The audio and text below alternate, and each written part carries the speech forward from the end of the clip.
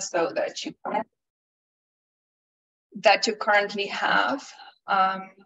And you need native seeds. So for today, I picked swamp milkweed seeds, and I already have gray-headed or prairie coneflower, lots of common names for that species, but the Latin name is Bratibada pinnata. So I picked two kinds of seeds just because they're different in sizes. So there's a little bit of difference how we kind of include them in the seed bowl depending on their size. So we sometimes need a little bit of water. Let's say if your clay is not moist enough. So we need a little bit, a piece, but not bigger than, let me just put here, not bigger than maybe 1 inch in diameter, or maybe like a loonie. So roughly, we say ratio 3 to 1. So more clay, less compost.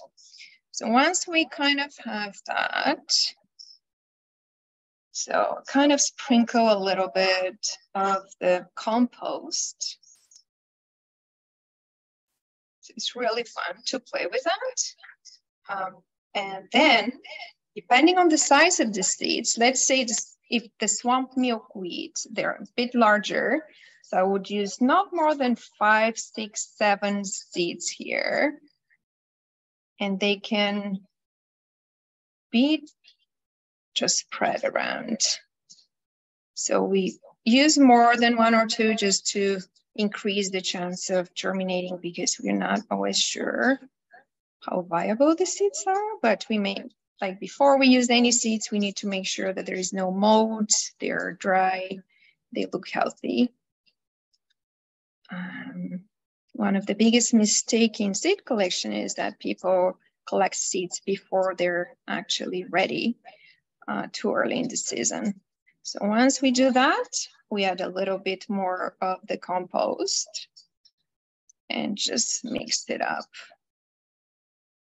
So basically, we need more clay so it can hold everything together, because if it's mostly soil and compost with the first rain, actually the seeds will be exposed. And we would like these seeds to stay inside the bowl until it is the right time and it has the right weather conditions for the seeds to start germinating. So slowly with the rain and the weather, they will be exposed, but we're hoping that by that time they will be protected by, as I said, like birds, mice, and so on. So we do that again, like we do a little bit of compost, and you can play around. You can use even a cookie cutter if you decide. So kids love just playing with the shapes as well. If we're not tossing them right away outside, you would like to just keep them, give them away. You need to make sure that they're being dried out. Maybe just keep it like open on a plate or a tray for about a week, just to make sure that they're dry enough before you store them in a container, or like a paper bag would be best actually. So when we're using the small seeds, such as I currently have the gray-headed coneflower, it's a prolific producer of seeds actually. It's a great flower to have in your garden, and everyone loves it.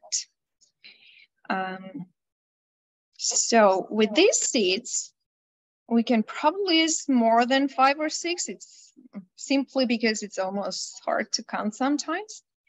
Our idea here is try to place the seeds more towards the surface rather than in the middle, just because they're tiny, their coat is not as hard as the one for the swamp milkweed.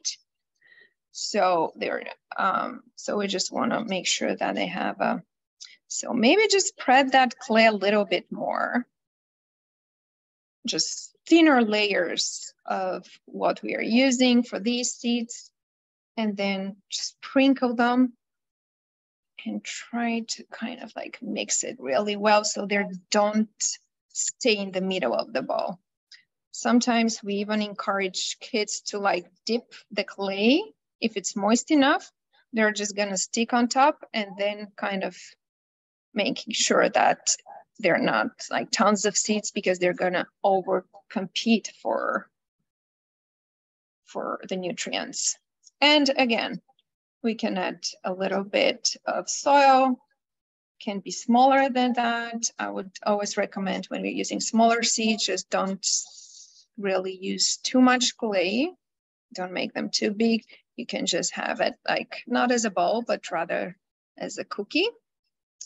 And again, making sure that you don't put anywhere where it can develop mold, or because it's the clay is moist right now, so I wouldn't really, I'm gonna make sure that these are dry enough, or maybe I'll just throw them in my garden.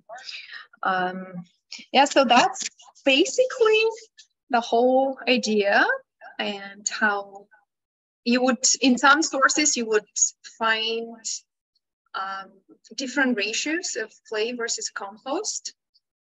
We recommend 3:1, but that's a very rough estimate. Again, the compost enables faster germination. It just provides more nutrients.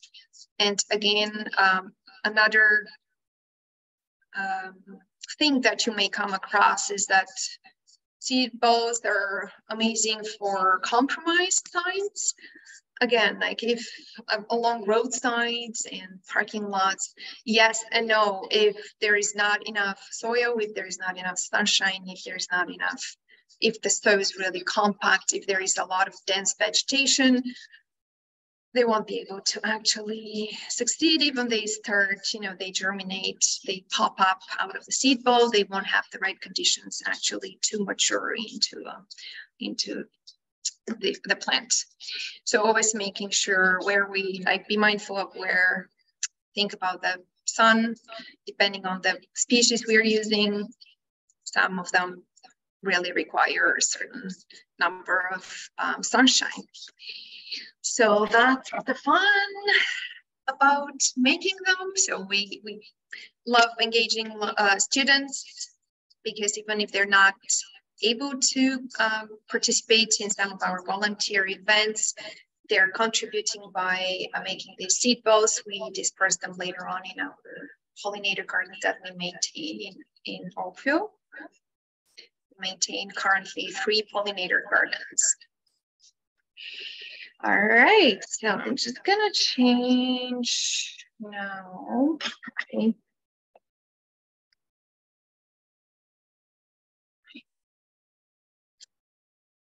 And I'm just gonna share my screen here.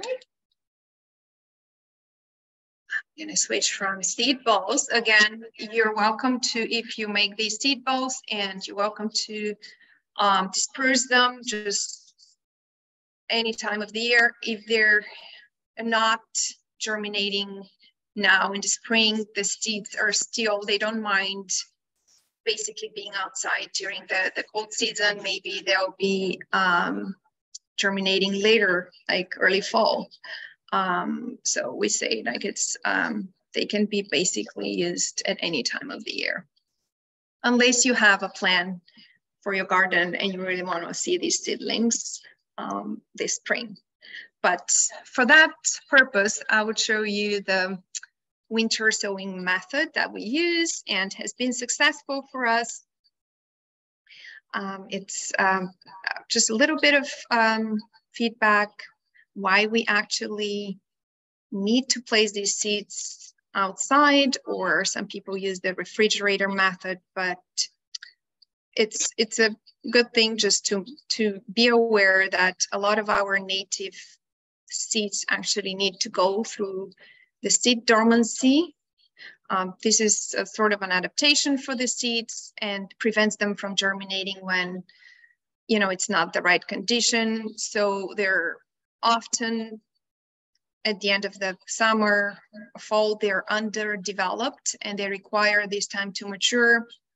And that's why the seeds are protected very often by a seed coat. And we need the right weather conditions And they differ from species to species, changing from freezing and thawing and different moisture for these germination inhibiting hormones actually to kick off. So I'm just going to change my slide. So I would love to use the definition of Halton master gardener Kathy Kavasalis, that stratification is a general term that refers to a range of processes used to simulate natural conditions, typically temperature and moisture, that seeds require before germination can occur. And again, here, different seeds require different weights and time periods of stratification, generally between at least 4 weeks to 12 weeks. So it's not probably too late to do that, especially that it looks like we're having a very late winter this year. So if March, normally we go through these freezing temperatures too. I'm gonna, again, mention some of the seeds that are easier to start from, you know, some of the species that are easier to start from seed. So I've, again, swamp milkweed, and I have a few slides at the end with other native plants that I've tried, and it's been most of the winter successful. But for the first step, again, prepare the seeds, making sure they're not molded or empty. Some seeds with harder shells require pre-soaking, such as I did New Jersey tea last year, and I had to pre-soak for at least 24 hours. And I did have some success with that. So it really depends. Like, always try to find the right information of what species you're using. For the swamp milkweed, they don't really need pre-soaking. And I'm going to show there are different methods. I know that, again, some seeds require certain warm moist, cold moist stratification. The method I will be explaining and demonstrating today is just for seeds that are kind of hardy, and they're kind of like easy to use, and they don't require too much prep. So step 2, I use one of these empty containers. You can use the 1 gallon. Be mindful, sometimes these 1 gallon containers can give you hundreds of seedlings. And then you would feel bad not to do anything with them. And you would have a lot of work to like pot them and try to like nurture them until they're ready to transplant. But that's a good problem to have. Anyway, so you can choose different sizes. It would be good for these containers to be transparent, so they allow more sunlight. So you cut them somewhere halfway through. So I have here just a little one that's like a 1 liter one. And that would, with these seeds in particular, or just the few species I'll mention at the end, it would still give you at least like 50, sometimes 60 little seedlings. Depends, like we always try not to put too many seeds, but it's hard to really judge sometimes, so it ends up with a lot of little seedlings that need some extra care after. So you just cut halfway through, making sure that there are holes on the bottom for drainage. So that's very, very important. So making always sure that I do more than one. Normally it's like 5, 6. So just to ensure that no water is being stuck at the bottom. So next step, you add your starting soil mix. I know they always say seed starting mix is better just because it's safer not to introduce any diseases if you're just grabbing already soil from your garden. With the seed starting mix, I find that it dries out very quickly. I love to actually mix a seed starting mix with some garden soil that's it's store-bought again, but I've sometimes used the potting mix, whatever basically I have, and I haven't had any issues. But again, the seed starting mix would require probably more frequent watering during the spring season. So you basically just fill up the bottom part with soil, and I have my fancy. It feels so great actually to touch the soil. It's I tried to grab one of my containers from outside just for the purpose of the demonstration, but they're actually frozen today, so that's actually a good thing. So we fill up that part, making sure that you water. So this is moist before you're placing the seeds. I'm not gonna do that here just because I'm using my kitchen counter at the moment. So you basically just use the water, wait a little bit to drain, and then you place the seed. Again, if I'm using these, they're going to be less seedlings. They're larger. You don't want them too close to each other, but then you want to have a few extra because not every single seed is viable. And I always sprinkle a little bit of soil on top. So that's actually my next slide. So cover lightly with soil, but then again, maybe sprinkle a little bit of water on top. So whatever you actually put here, you're making sure that this is already moist. So once this is done and it's watered, you can just tape the containers with duct tape and label. So the type of seeds that you used and the date, it would be just good for your reference, the date. And then next step, you basically place outside in a location protected from winds. And so the seeds will break dormancy and germinate once temperatures rise up in the spring. We don't put the top, so we leave them open because that's where they get air and rain eventually, but we don't water until we see that. So that's swamp milkweed. So it's once I start peeking inside my containers, it doesn't happen before, I'm gonna say at least May, mid-May, sometimes late May. And once you see these leaves, these baby seedlings, you can open up the top portion and then you can water until you decide to actually thin them out. So they need to have at least one pair of leaves until you touch them. I would even wait a little bit more. They're still very fragile. Again, depends on the species. Like the swamp milkweed, I wouldn't be worried. They're just very hardy. They're very easy to transplant. If we're working with the powderfly milkweed, then they're very fragile. So they don't love transplanting when they're very small. So, but when it's time, so see, they're pretty small, but I'm making sure that they have their leaves so they're able to photosynthesize, they're able to pick up strength, like the vigor once they're transplanted, and making sure that they rarely are good and strong just to transplant directly in your garden. You could, again, but it's a little bit hard. I find some of these seedlings are actually best to be planted late in the summer, just until they're good enough. So it needs some repotting, and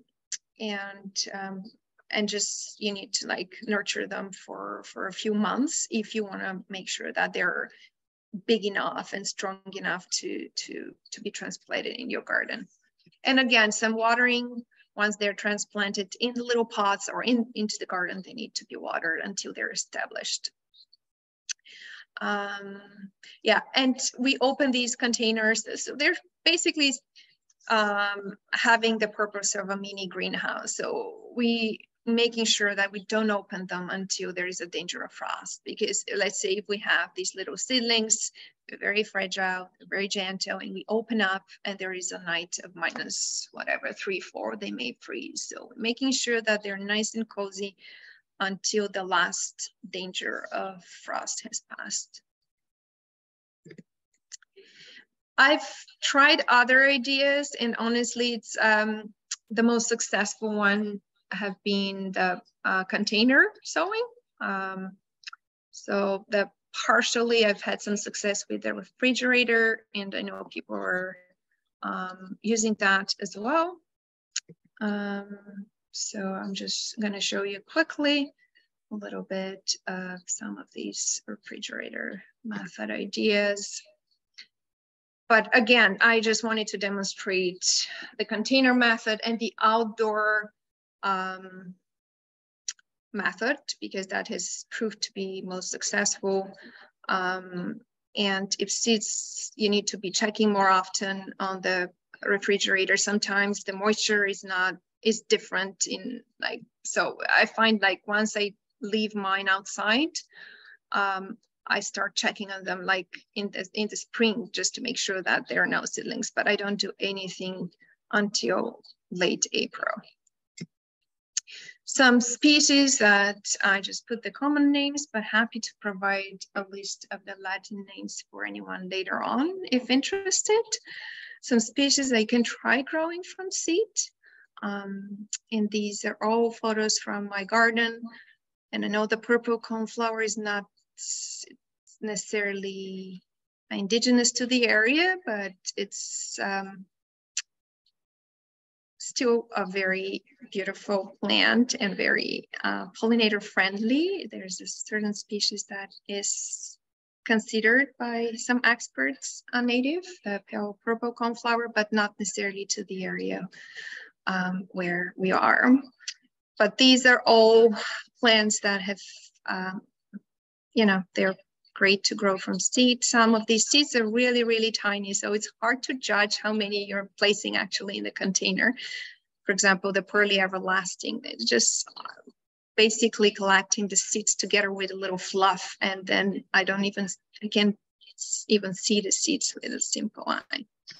So some more here, some goldenrods, the hairbow, joe pieweed is very, very easy to grow from seeds. The asters as well, black eye Susan. Although black eye Susan, I find it's like easy enough even just to just by dispersing seed in your garden, even without the stratification method. Not all of these species actually require stratification. Again, I'm just emphasizing the fact that they do have different requirements, but they say at least 30 days for stratification, which means that you need temperatures, you know, close to 0, or just mimicking their natural environment. Basically, just if they're growing, you know, naturally in this area, it means that they're going, you know, if they are about to be planted on their own and germinate on their own, they would be actually going through winter conditions. But I always do mine sometime towards the end of January. And some other plants, again, some of these are more gentle, more fragile when you have the seedlings, so they're not so happy to be transplanted. But they're all beautiful plants to have. And they serve lots of purposes. I'm sure for those who attended the previous talk, they learned a lot about pollinators and the benefits of having these native plants and supporting biodiversity in our yards, rewilding our yards, replacing that grass and lawn with native plants, and supporting all these species that need our help. So I'm just gonna leave some time for questions here.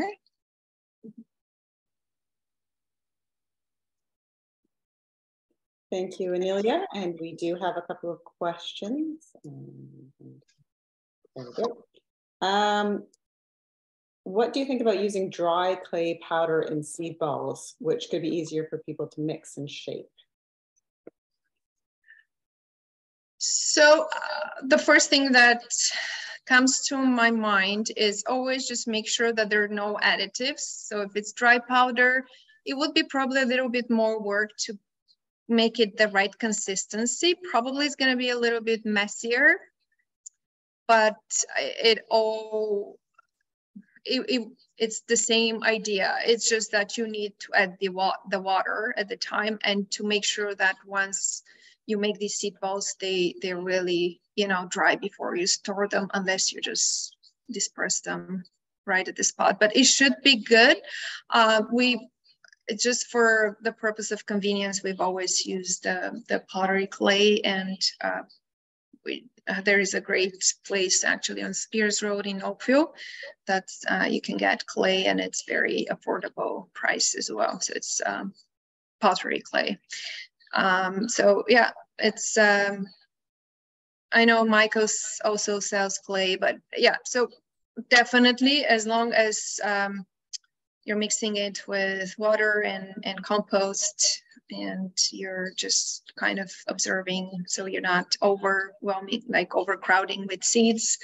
So it should be good. Right. Somebody is asking where you purchased the clay, which you just mentioned. If you could just mention it one time. So it's Oakville.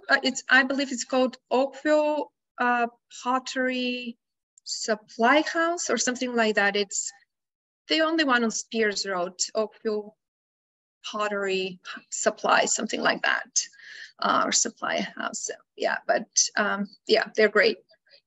Yeah, it's on Spears Road. It's right in Oakville. How can you tell when the seeds are ready? When is that? When making the seed balls, or just for the winter sowing method? Well, until they respond, let's try both. Okay, yeah. So as I said, with the seed balls, so that's the good part, because seed balls are actually, I would rarely start, let's say I'm just preparing a little pollinator patch in my backyard. You would want some larger plants, and I would say you're using the seed balls basically just to fill in. Unless you want to just make sure that you do your best so these seeds germinate this growing season. So, I think I know what the question is. Probably when seeds are ready for collecting. Yes. Yes. So there is again, it depends on the species, but then, for example, for the milkweed, so there is a certain number of weeks after they're done flowering, for example. Also, a very easy way to say when they're green, they're a no-no. So, for example, the milkweed pods, they need to be really dry and opening, like on their own, rather than just when we're picking them up, they're still green. The seeds inside are moist and green. That means they're not good enough, they're not viable, they're not mature enough just to be picked up. Again, like maybe check depending on the species you're collecting, but it's at least a couple of weeks, a few weeks after they've done flowering. So it does take some time for these seeds to, they just need to stay on their mother plant.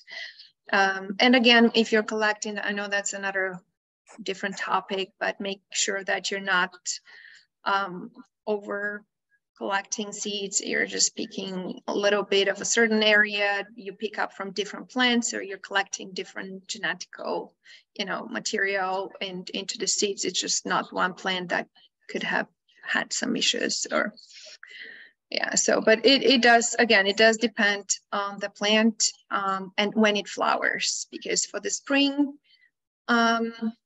wildflowers, or the plants that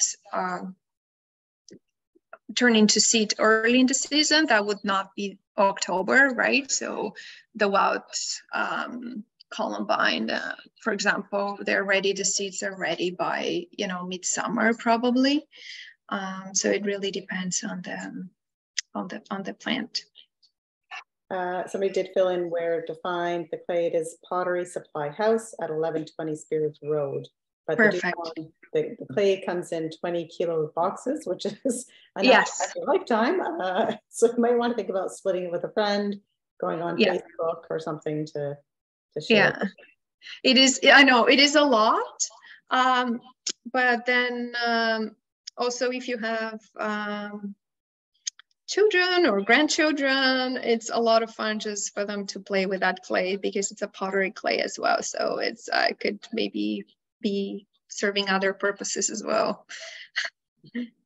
Right. So you did start to mention about placing the seed balls in the garden as fillers. Somebody would like you to continue that thought, actually.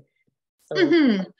Yeah. So it really depends on your gardening style. I know some people would love to like almost label, and they have to ensure like they provide enough space, which is a great way to start. It's better to space them wide when you're starting a garden rather than, you know, just overseeding and overplanting a space and they're competing for nutrients and space.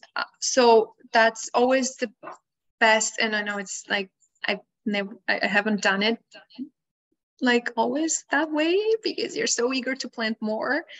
Then, you know, just you clear a little bit of space in your backyard and you just want to make it like all full with bees and butterflies. So you're just planting a lot of plants, but always try to observe like, oh, how large, how wide the plant, how much space it needs.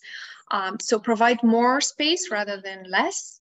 And then you end up with some space that needs, you know, that there's patches in your garden, or maybe that there are some plants that didn't make it, were not successful. So these would be great just to throw in your garden, and then you will see what actually pops up. So here is it's like actually really exciting to start and recognize. But then again, like if you would like to make sure that you know where you plant what, so you can label, you don't actually you don't dig like holes to put these clay balls, like you're literally like just placing them on the top of the surface.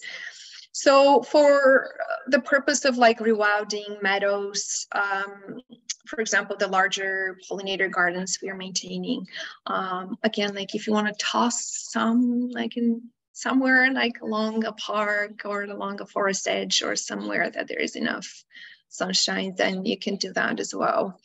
But again, so it may be, you may have even like 5 little seedlings, right? Like next to each other. So they would still need a little bit of maintenance if you want to make them. So as much as we want to try to mimic wild spaces, we're living in an urban environment, and all these plants are really like competing and sometimes are really struggling to, you know, and sometimes we are combining the moisture loving with the dry plant. So they kind of don't go very, so watering is great for the one species, but not ideal for the other one. So they're great, maybe just to, if you're looking at that kind of style, right? So we're just rewilding a meadow or, you know, a backyard, and you don't really, if it grows next to your whatever, zinnias or native plants or like the black-eyed Susan, or so you would be still okay to have all these like grasses, whatever seeds you used for your seed balls.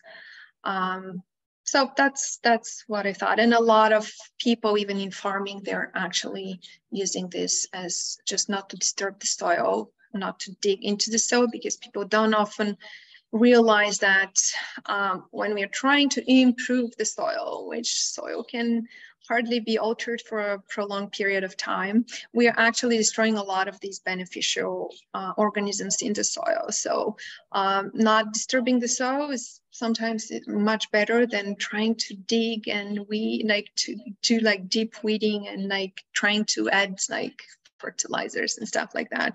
It's not actually doing a lot of good for the plants and for the soil health.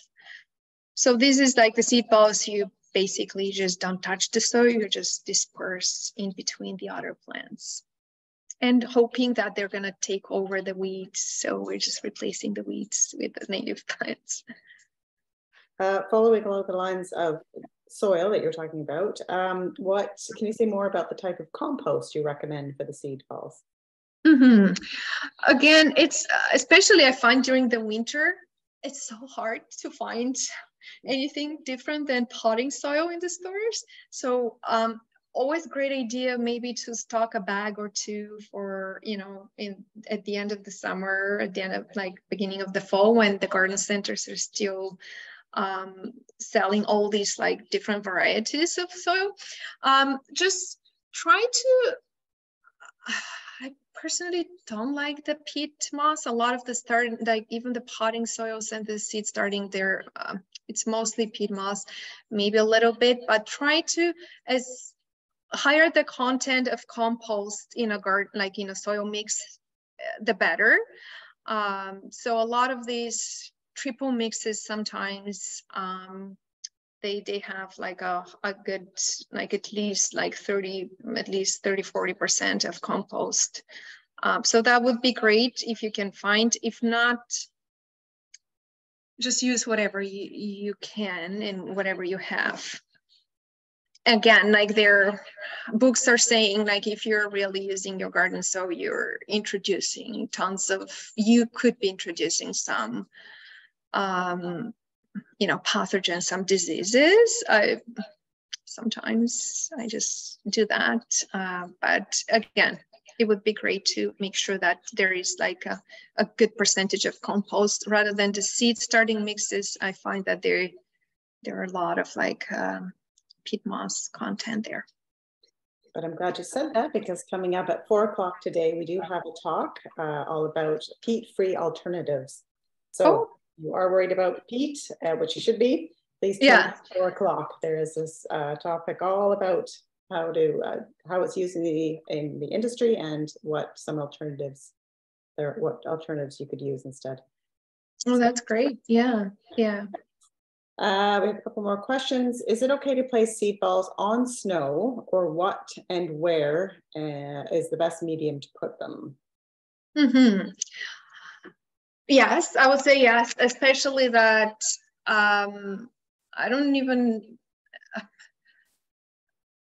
my answer is yes, just because I don't think that they're going to dissolve so quickly. You know, even when the snow is melting, the seed ball is just going to stay for a while. It takes time for that clay to crack open, and this normally it happens when the seed starts to actually grow, and like when it germinates and the seedling starts to grow. So yes, so it depends, like if it all depends where you want that plant to grow, but especially if you're not sure if the seed has been stratified, and if it requires, it's not gonna harm, because all the native seeds, if you think about it, they would just go through these winter conditions. So some seeds, if you read about them, they're very easy. It says like they don't require stratification, which is a way easier, right? Even just to sprinkle seeds like early spring, but it would not hurt just to disperse them now on top of snow. Yeah. All right, just a couple or one more question, and then we're going to do our draw. And then please tune in at 1 o'clock for Mary Ann Bell, also from Oakvillegreen's presentation on rain gardens. So the very last question, can you please go over the list of plants that are easy to grow from seed? I only got nodding, onion, cardinal, and coreopsis.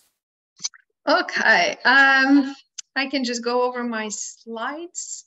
I just put these because I've tried personally these and they've been successful. So here is the wild columbine, cardinal flower. Although the cardinal flower, once you have the little seedling, you would need to just don't transplant right away. It does take some time to get established. It's like a slow grower. And make sure I know it's beautiful. We all want the red in our pollinator gardens, but again, like make sure that you have these moisture conditions that it requires And that's valid for every species. The New Jersey tea at the left bottom, so it does require the soaking. So sometimes it's called scarification. So you need to kind of like scratch a little bit. So there's a special method for some of these seeds that have a very hard shell, such as the New Jersey tea. So the foxglove beer tongue, I can email Helen also a list of the Latin names if you're interested, but here are a few more. So Canada goldenrod, Joe Pye wheat, hardleaf aster, black-eyed Susan, the wild bergamot, and the harebell. Harebell is really pretty, and it's very interesting plant because the leaves are completely different when it germinates, and then and people always think, oh no, that's a different type of species, but then they change. So they become like they take completely different shapes and looks. So it's a very pretty flower. So the recording of this will be on the Halton Garden Week website and on the Hen YouTube channel if you missed any of this. Yeah. And here are a few more here. So butterfly milkweed, again, the butterfly milkweed has some of these gentle, very fragile little stems, so it needs to be handled with care because it's not so happy when being touched at the early stage. All right, thank you very much. I really appreciate you joining us today and sharing all of this information. It's really it's good to know that it's, it can be an easy solution. and we had a question in our last talk about, budget-friendly ways of creating a native plant garden instead of going to a nursery and paying, sometimes upwards of $20 a pot. So this is a very easy way. Get your hands on some seeds. A lot are offered for free or just for $2 for shipping from different native plant societies. And you can just start them this way. So thank you very much, Anelia. Yeah. Thank you so much for having me. You're welcome to keep an eye on our Oakvillegreen calendar event. We do have volunteer events. We're inviting people to help us in our pollinator garden. So it's a lot of learn and work in the gardens during this. Basically, we start in May until September. And we're also having our native plant sale coming up this spring. So it would be fun. Which is a good one. I always get something from there. All right, we're ready for our draw. So I've got the random number generator and I've entered everybody who came in got a number. So we are number 6, and that is Deborah. So don't have a last name or anything. Is she still here? Yeah, Deborah L. So Deborah Lepay. So I will put in the chat. Contact me at info@haltonenvironment.ca. Yay, that is you. And you have won the Herb and Flower Garden Kit courtesy of irrigatia.ca. So please contact me and I will get you in contact with Irrigatia, and that will be sent to you as soon as possible. So congratulations. All right, and thank you once again, Anelia. Great, thank you so much. Enjoy the rest of your day. Thanks. Thank you. You too.